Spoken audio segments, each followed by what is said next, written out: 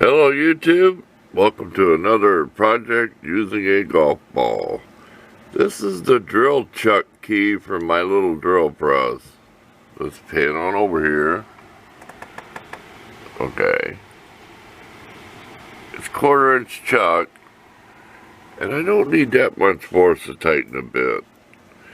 It's hard to reach up in there and get your hands around everything. Let's go back over here again. See, everything's made around in here.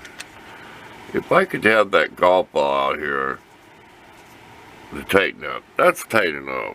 I'd rather have the bit slipped than something else happen. So this is about 1.5 inches. Okay, so this is about 1 inch long. But here's the thing we got to figure out. We're going to put a pin through this tube, okay, so that don't spin in there when it's epoxied. We got to find some way to put something down in the golf ball that it doesn't spin.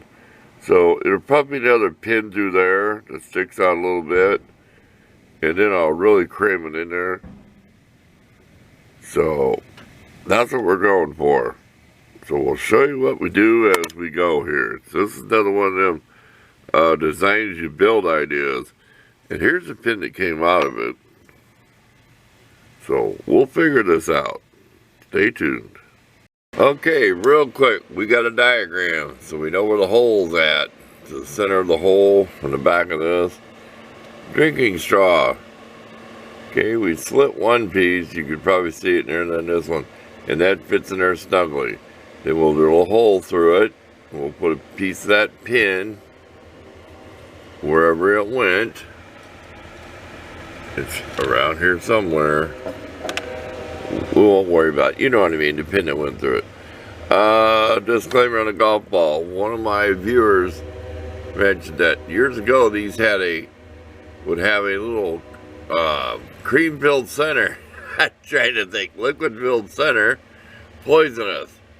I guess the guy went blind in one eye, because inside there was a little round ball. My oldest brother used to cut the rind off, like on an orange, and then it was wrapped like rubber bands. He'd throw it on the ground, and the rubber bands would be unwinding, and it'd be spinning, and the cat would chase it around on the driveway. So, yeah, I never got to. It smelled a lot like really bad rubber cement or model car glue. But the newer ones don't have that. Maybe they outlawed it. So there you go. There's your disclaimer. I could take a picture of this just for the fun of it, but it ain't gonna do no good. It's every application is different. So if you're wondering what I did, we'll just pause on it so it gives you an idea. That way, it's gonna be a blind hole. We're gonna use a little Dremel stone to grind through that steel. It's stainless drinking straw. This came from Culver's. If it's blue, it comes from Culver's. If it's orange, it comes from Long John Silver's / A&W Root Beer in the city where I go. They have both places in one building. So it's not stealing. There's that pin. See? Everything's magnetic. I always say it.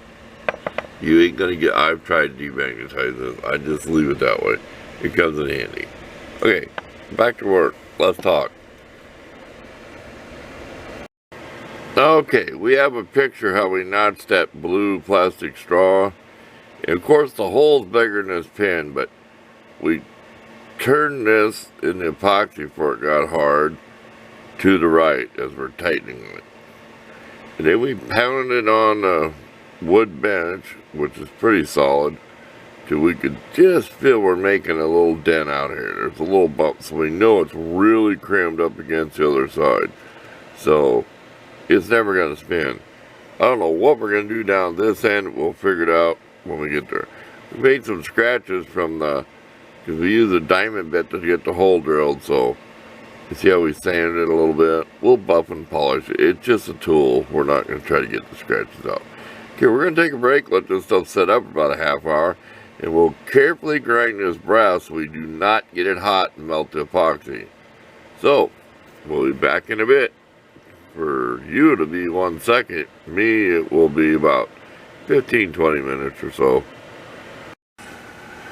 Okay, I think this will work to hold that in there. I'm going to put this in the hole with some epoxy. Well, I'm going to fill the tube on the inside. That way when you're putting in epoxy there till you tip it up, then we're going to tap it in there. About 1/8 of an inch, I think them slots are. And we come back here. We measured the distance when it's in there, right?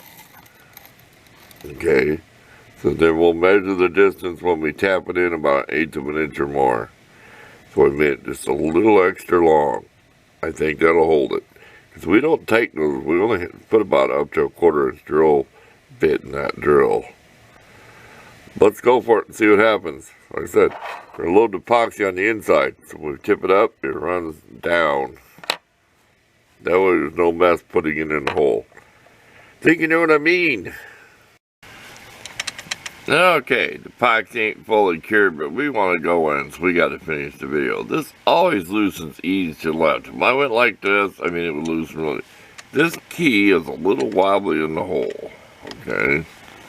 But when we put this in, we're going to push in on it and push up, okay? When we loosen, see how easy that loosens up. Tighten it. We always get up like this. I think this is a 3/8 chuck. I thought it was 10 millimeter capacity. I do not know. You tell me how much 10 millimeters is. I'm not going to look for my ruler. There you go. It sticks out far enough. And we found a place to store it so we don't lose our bit. There. We won't lose our chuck key, I mean. See that? Ain't that nice? Alright, thanks for watching. That'd be nice and handy. Like I said, that's the biggest bit that ever goes in here. So, we're out of here. We're gone. Let's go put this thing into the computer and make a video out of it.